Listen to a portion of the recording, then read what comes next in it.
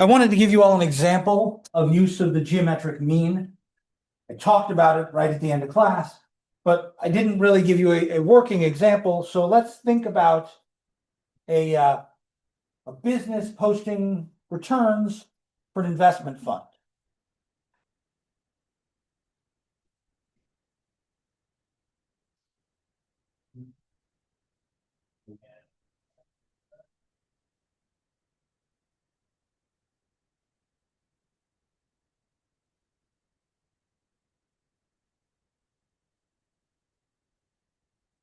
So each year, my company produces a return on investment number. And the ROIs for the past 5 years are plus 10%, minus 12%, plus 90%, minus 30%,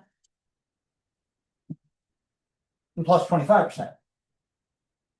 If I just average these numbers, then I would claim a 16.6% growth.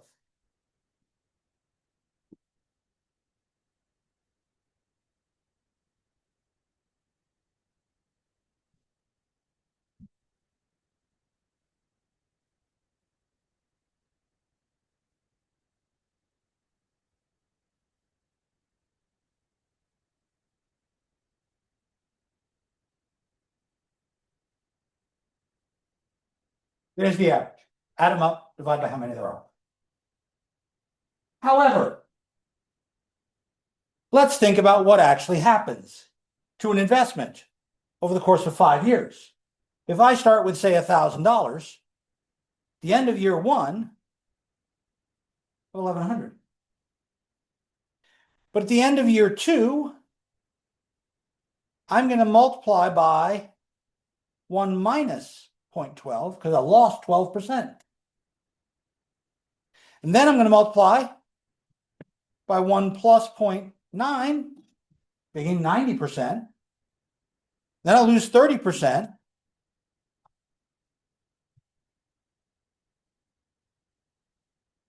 And then I gain 25%. That is not a 16% growth rate because I went from $1,000 to $1,600. That's a substantially larger growth rate. Over 5 years, $600. So how do I work out my effective annual growth rate? You'll notice all of these were multiplications, not additions. So a geometric average, which is designed to multiply rather than add, is the correct way to find an average return on investment. If I'm doing a multiplication problem, I want to deal with a center that multiplies. And so if I actually compute the geometric mean, I'd use 1.10, 0.88, 1.90, 0.70, and 1.25 as my growth factors. Because I don't lose the money I invested in the first place. The $1,000 is still the base of all of this. And if I take all of these numbers and I multiply them together,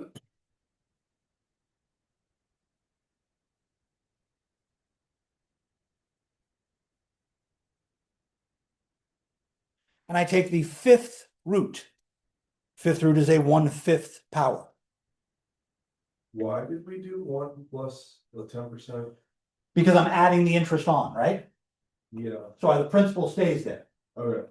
So the original $1,000 doesn't disappear. I gain 100 in interest, so I end up with 1,100. So the 100% for the original $1,000 and then the interest added on. If I work this out, 1.1 times 0.88 times 1.9 times 0.7 times 1.25, that's over the whole 5 years, right? Didn't we go from $1,000 to $1,609? There's my number. But I want the annual rate, so I raise this to the 1/5 power. And really, I didn't get 16.6% a year. I got 9.98% per year. A federal government requirement for discussing returns on investment is to use an annualized interest rate that is accurate. The geometric mean for growth rates is much more accurate than it is the arithmetic. This is usually the only place we will see this in any real depth, but this is, I think, one of the most common, therefore one of the biggest. Questions?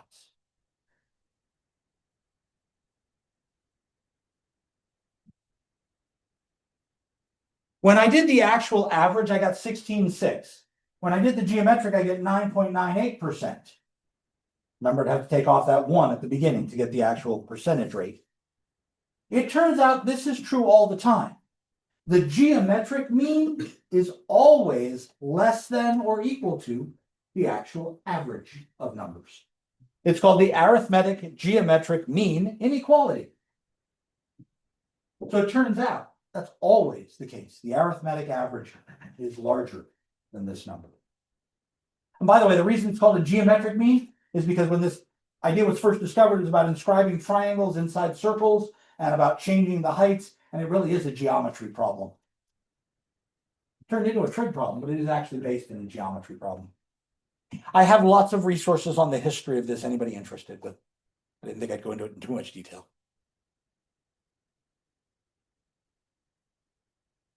So this is now our fourth measure of center. One of the others that only gets used in a couple of specific places is something called the mid-range.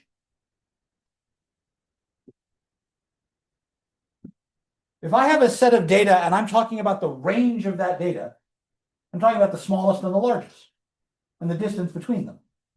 Well, this is the exact middle of that. So the way you get the middle is to take the smallest value and the largest value and average those. Yes, Steve? So for this thing up there, I would probably add the 1.9, 0.7 and divide that by 2. That's my min and max. Yes. If we were looking for the mid-range of these data, yes, that's exactly. Highest value plus lowest value divided by 2. So in that case, 1.9 and 0.7 is 2.6, and half of that is 1.3. Remember I said that the average could be thought of physically as like where we would put the balance point?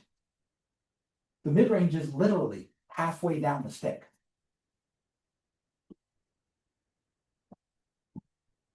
This again is a very sensitive to extremes because it only uses the extremes. It doesn't use any of the data in the middle. I can honestly tell you I've used this maybe twice my entire life. It's not one that comes into play very often in the work that I've been doing statistically.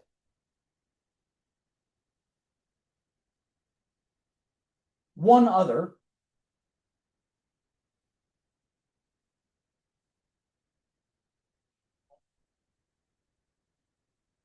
A trimmed mean. If I'm worried about outliers, then maybe I should throw the outliers away. So what if I were to say, we're going to take the 5% lowest values and the 5% highest values and only use the 90% that's left. Then I will have trimmed off 5% from each end. That's the trimmed mean.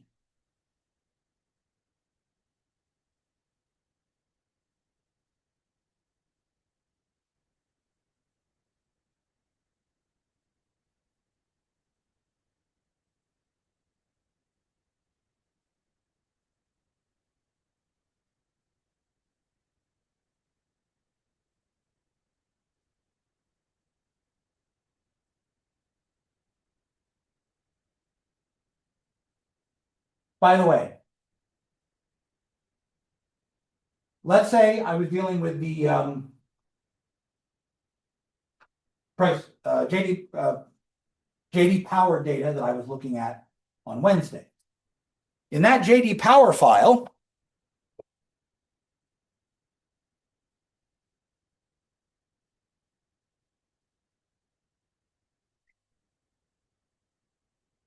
we had 33 pieces of data.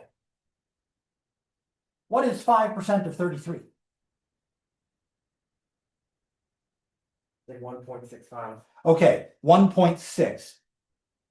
Almost always, when doing a trim, you round those percentages down. So 1.6, I should throw away 1.6 data value. That makes sense. So you throw away one data value, throw away the highest and the lowest.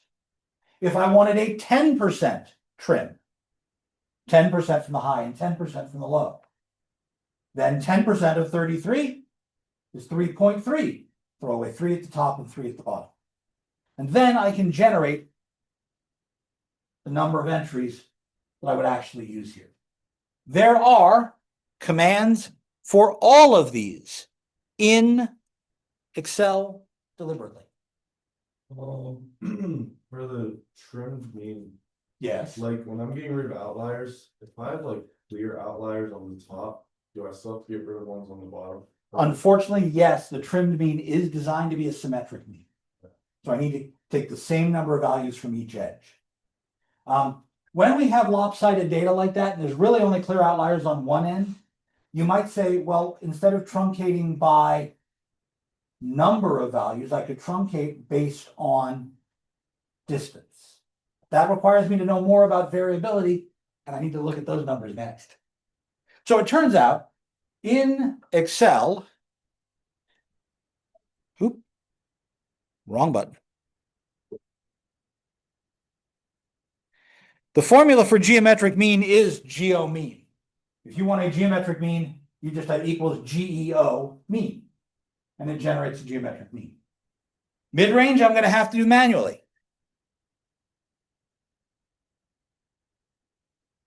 Maximum of the range plus minimum of the range divided by 2. A trimmed mean. Excel asks, how big do you want to trim? Excel does something different than our textbook does. If you want 5% from the bottom and 5% from the top, how much of the data have you thrown away? That's the number I need to give Excel. Trimmed mean, trim mean. You'll notice at the end there is a 0.1. That's 10% of the data. But it's going to split it and do 5% high and 5% low. It's going to do it symmetrically by default. So I need to give it the total amount of data I want to get rid of when I do a trimmed mean in Excel. Questions? The consumer price index is a trimmed mean deliberately because the highest variability comes in fuel and food. And they don't want giant outliers in price changes to be used. Consumer price index is trimmed.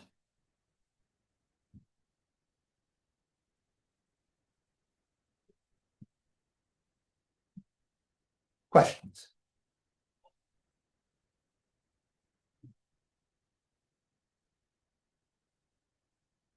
You will find these less frequently, but it's worth knowing because they show up in a number of places and are usually found in a footnote. We computed this by trimming 5% is assumed in the consumer price index. So everybody who talks about it just talks about it like it's a regular mean.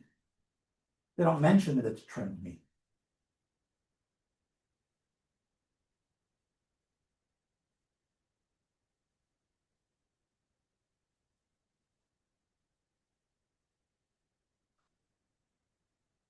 When we talked about the ideas in describing our statistical pile of data, we talked about center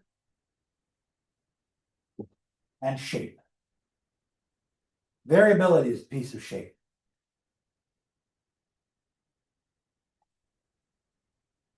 In a real sense, variability represents spread to us.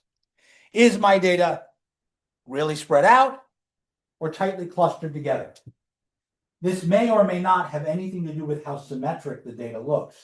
So, Jacob, as you said, if I only have outliers on one side, I'll actually describe that in a separate piece. Let's talk about variability in general. Page 110 has a reasonable picture of 3 different data sets, all of which have the same mean. The mean of all 3 data sets is 4. The median of all 3 data sets is 4. But they are clearly tightly clustered here and much more spread out here. And this one's in between. Number of hours studied per week. I don't know what this person is doing, but I hope they're passing. And this person is really on the grind. So somewhere in here, I need to figure out how to describe how variable my information is. Anybody ever gone target shooting? Whether in person, real life, regardless of the weapon choice, or a video game? Video game, perfectly fine. Which person shoots better? A person whose target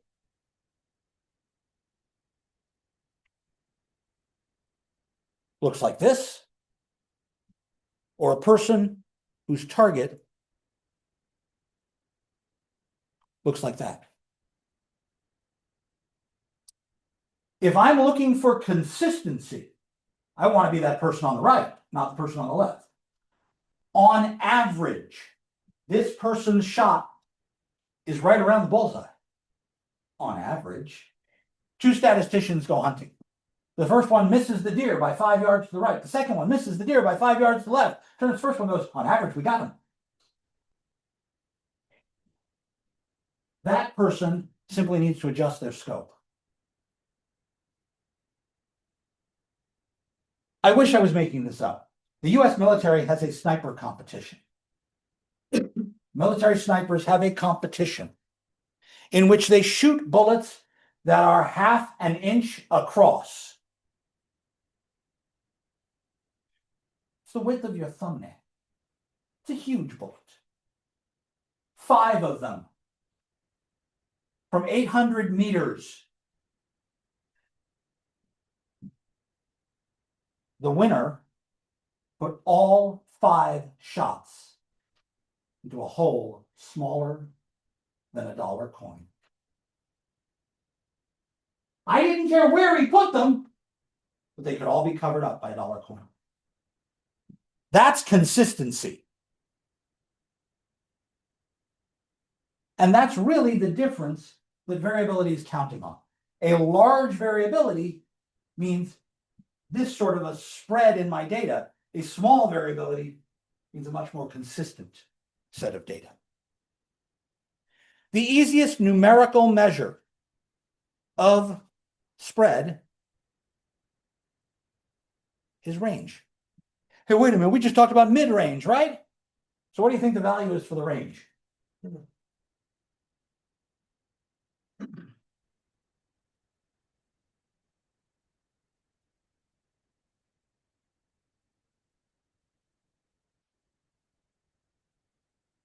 The difference between the max and min. That's it.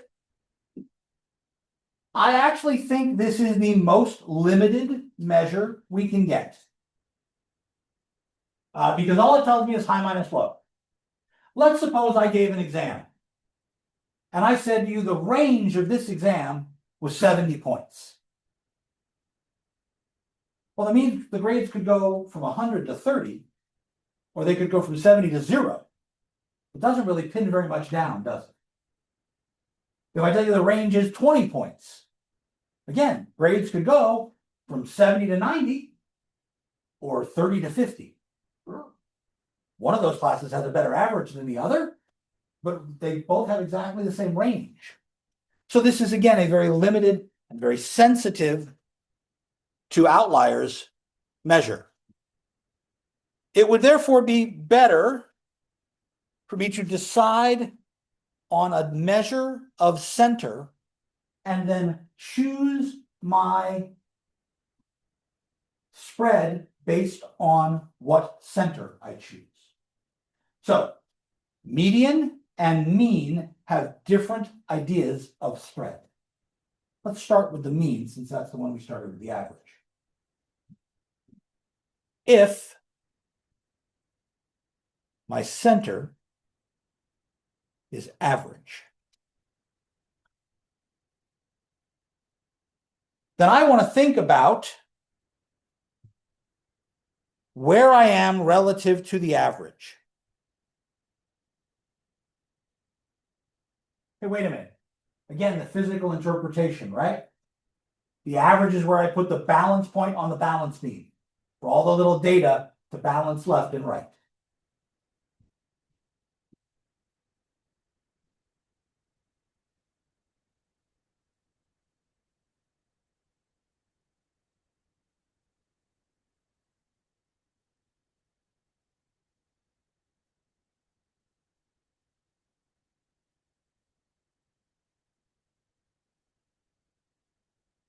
Every data value will have what is referred to as a deviation.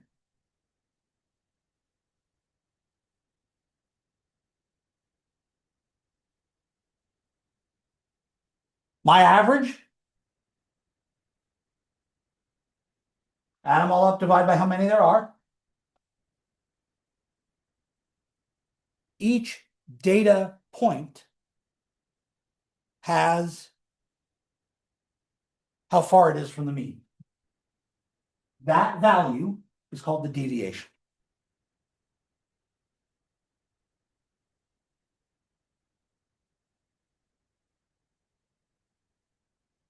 So I take my first data value, I subtract it from the average, and so on, and I get a deviation for each one. Based on the physics of that balance point idea, it is true the total deviation is always 0. If you add up all of these differences, you will always get 0.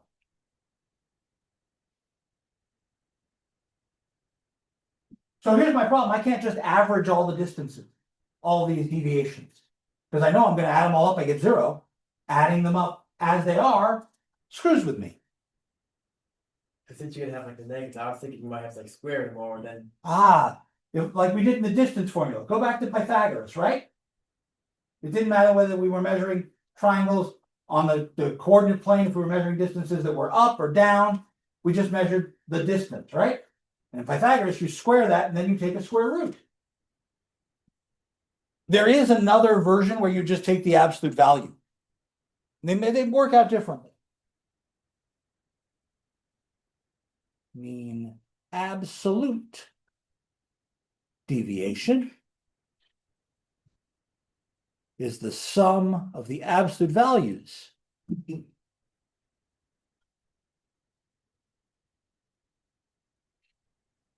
Remember that capital Greek letter sigma means add them all up. I don't like that one as much, but I understand why it gets used. The one I want to use works like the distance formula.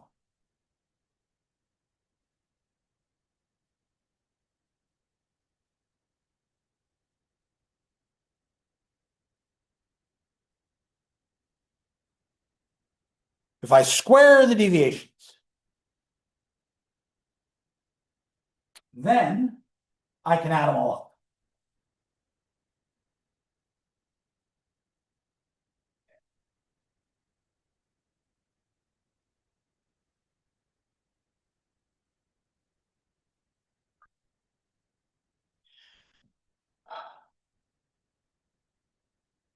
I'm going to do something screwy.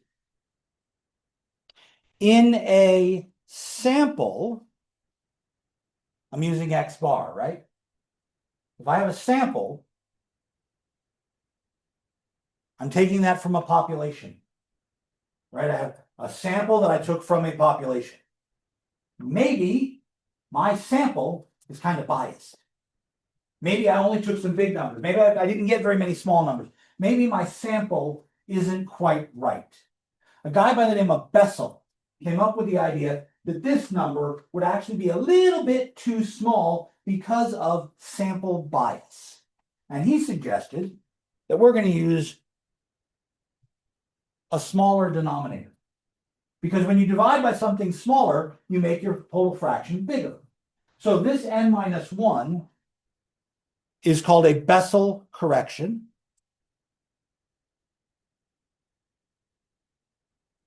For samples. This number that I get, this is called the variance.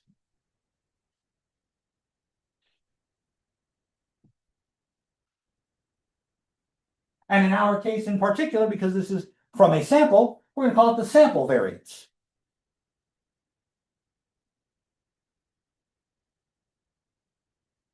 If I actually have the whole population, then I don't have X bar for an average. I have mu for an average. Remember, we use a different letter when we're dealing with population. So in a population,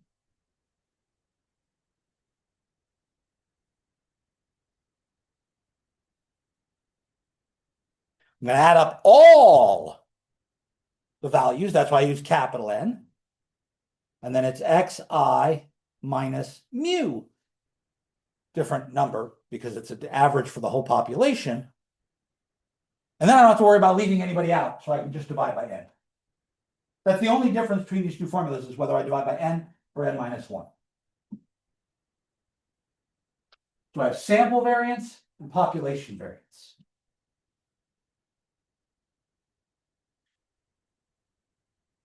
Oh, I forgot something. The formulas are supposed to be identical except for the n versus n minus 1. What did I forget in the bottom formula? Zero minus one. Oh, no, there's no n, there's no minus 1 in the bottom one. I forgot the square.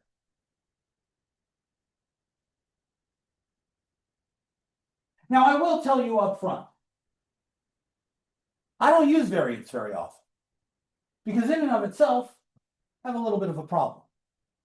Let's suppose that my data was in dollars. I was gathering salary information, right? So I have dollars. I take the average salary, dollars. I subtract data from the average. That's dollars. Your salary minus the average. My salary minus the average. Your salary minus the average. That's dollars. And then I square. What the hell is a square dollar? Dollars squared doesn't make any sense at all. So the units for variance are a problem. Not a huge problem, but they're a problem. So I don't use this very often. What I instead do is I take the square root.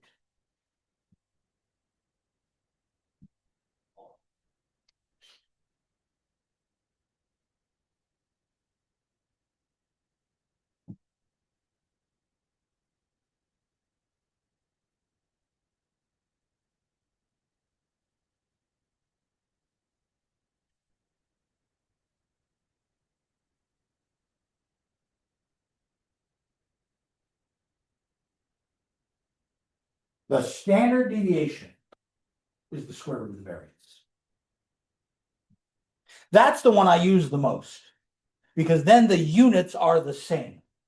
If I'm doing information in dollars and I take the standard deviation is in dollars. And that, I think that makes sense. If I have an average and I want to know how wide or narrow we are around that average, I want it to be in the same units as the x-axis, dollars. So the symbol for sample variance is s squared. The standard deviation will just be s. The symbol for population variance is little sigma squared. And the standard deviation will just be sigma.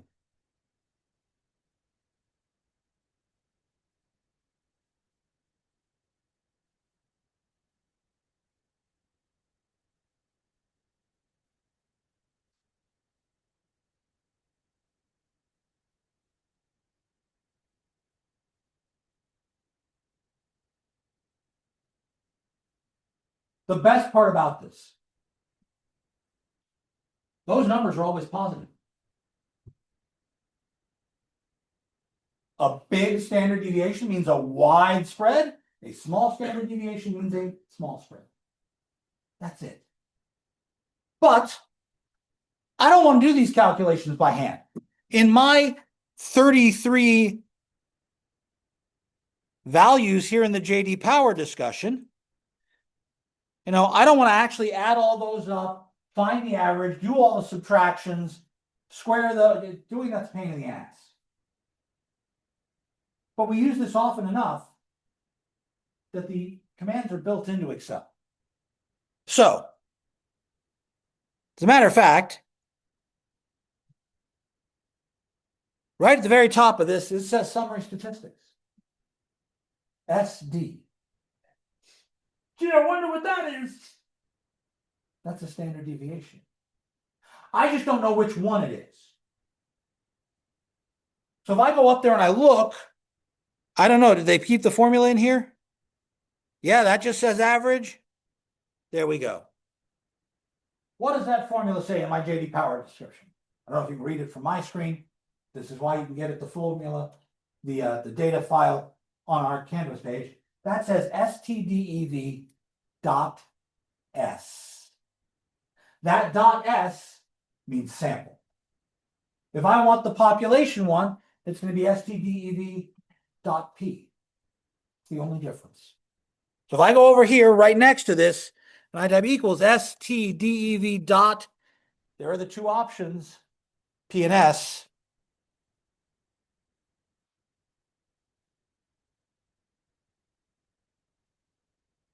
I've highlighted all the data. If I hit enter, should the number I get be larger or smaller?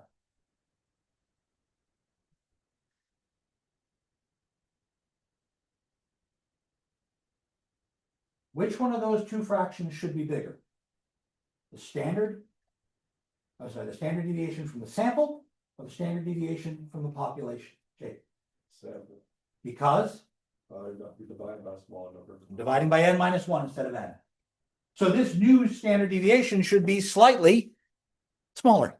Not a lot, but it is small. Because we assume we have all the information possible. Now I'm actually going to average it. I don't need to use Bessel's idea. There are commands for variance as well. If I actually need the variance equals VAR, you'll notice the top two results, VAR.S, VAR.P. There are also a lot of other variances. More on that later.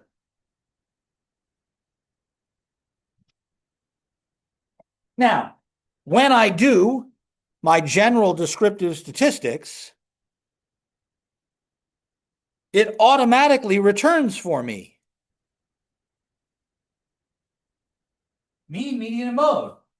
And right under that, it says standard deviation and sample variance. There are the two calculations, all done. Now that came out of the data analysis tab. When I go to data and I ask it for the descriptive statistics, that's the stuff it gives me. There's standard deviation and variance. By the way, I can do those on here too. If you have a graphing calculator, you can enter data above this stat button. It says list. I can put lists of data in here. If I had just hit the stat button, it'll allow me to edit those lists. I can type in whatever numbers I want. And if I type in those numbers, here, I'll make up a data set 1, 2, 8, 9. The average of that data set is 5. The median of that data set is 5. But that's pretty spread out from 5, isn't it? They're not really tight around 5. I quit out of here, second, quit. I go back to the stat button. And it says calculate. Right there at the top are one variable statistics. Where's your data? Oh, my data is in list 1. Some data, the values show up more than once. So I might say, oh, well, this 1 showed up 3 times, and this 2 showed up 5 times. The 8 showed up once, and the 9 showed up 7 times. I could put a second list of frequencies. That's what that's asking for, a frequency list. I don't have any frequencies, so I'm not going to worry about that. Then I hit calculate. There are my 2 standard deviations, S and sigma, both of them. It doesn't give me the variance, but it gives me the standard deviations. The only way your standard deviation is 0 is if every one of the data values is the same.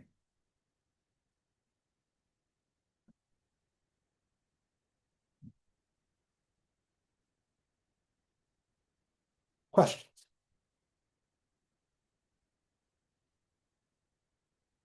You can only compare the same units. If I was talking about dollars earlier, and I wanted to measure salaries in America versus salaries in London, I'd be in trouble because they use euro, and I'd have to somehow account for the differential. I don't want to compare apples and oranges.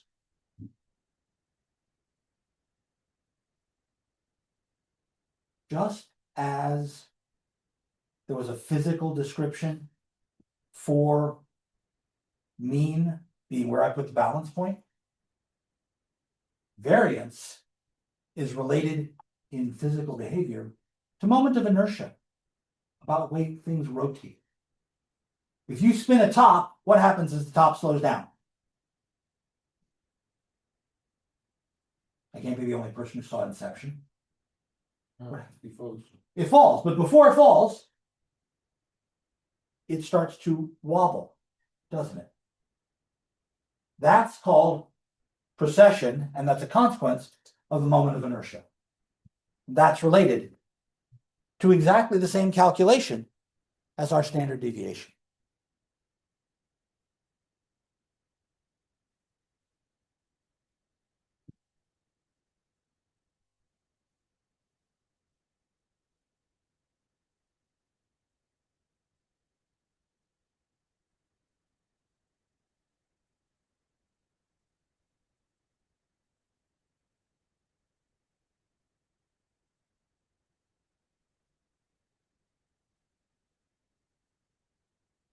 Now, sometimes having the same unit isn't enough.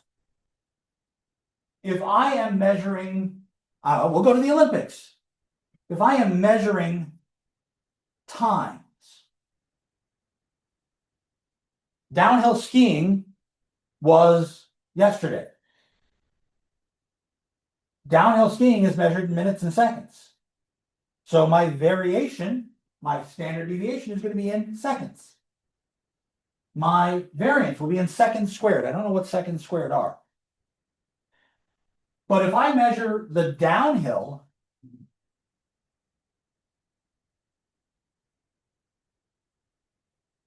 where times are in minutes and seconds, against the 100-yard dash, 100-meter sprint, 110 hurdles, something like that, those are going to have a lot smaller variance, are they? But they're still in seconds. The units have to be the same, but the events, the ideas have to be comparable. It doesn't make sense for me to measure variation in salaries in dollars and then variations of gross income, gross corporate profit, which is in, I don't know, thousands, millions, billions. They're not comparable. What I can do is I can fix that. And I can say, how much do these vary compared to their average?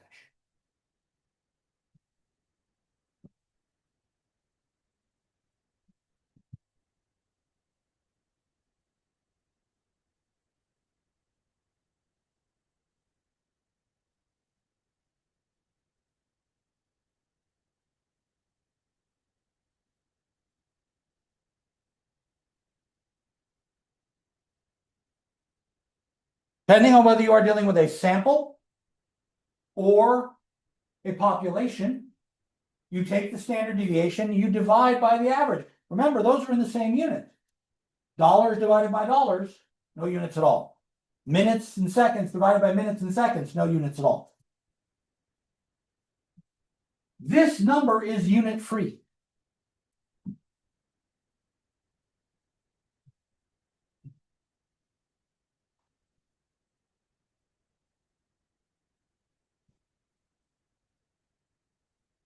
And now I am able to compare across units.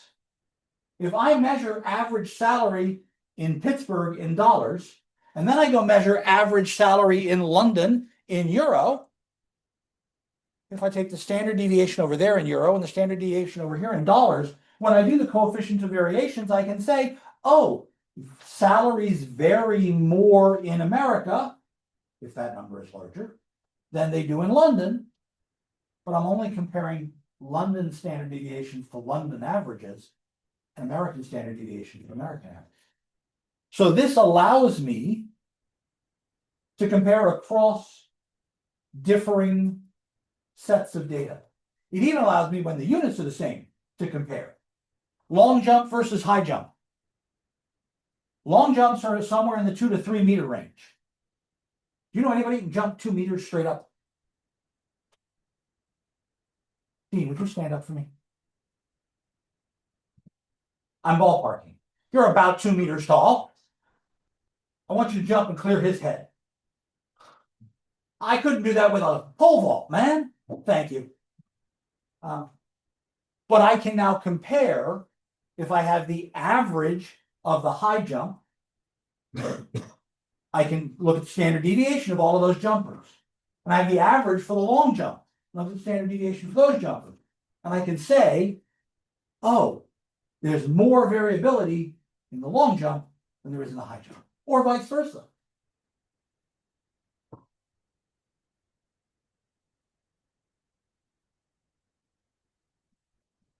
Excuse me. If my average is close to 0, that's a problem. Why?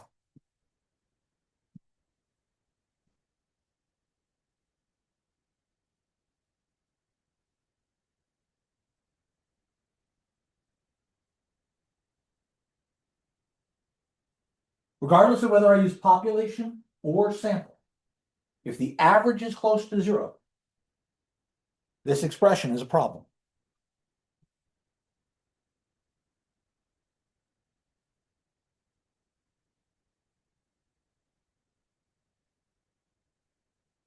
What happens when you divide by something really small? Yeah, like some enormous number. So if my average is 0.1, it's going to make the standard deviation 10 times bigger. If my average is 0.01, it's going to be 100 times bigger. So if my average is close to 0, this becomes less useful. It is still potentially useful, provided both averages are close to 0. But most of the time we will avoid this if that's really close to 0.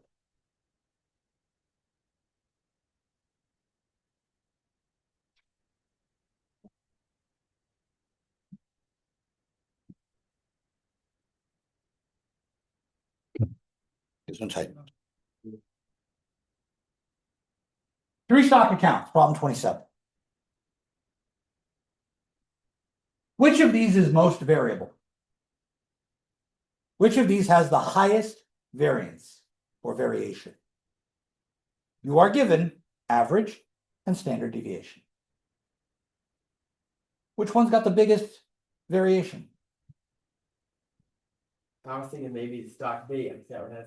That's got the highest standard deviation right there. 12.25 is bigger than the other two. Is that the most volatile stock? What's the coefficient of variation for each of these?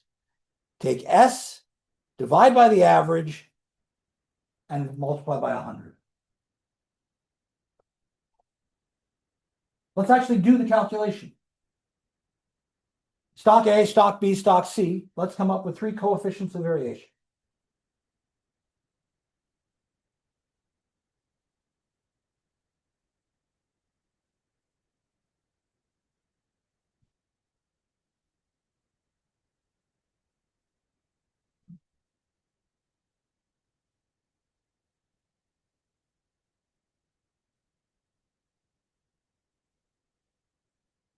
Hold that thought, Leo.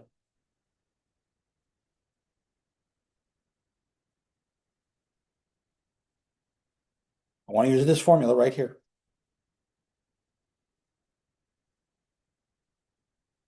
Stock A has a variability of about 21.4%. 21.4.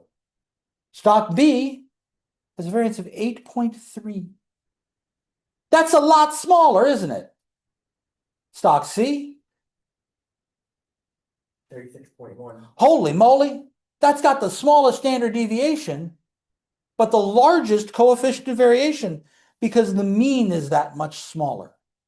These means are way too different to just use standard deviation alone. So here is where coefficient of variation is a better measure of spread and width.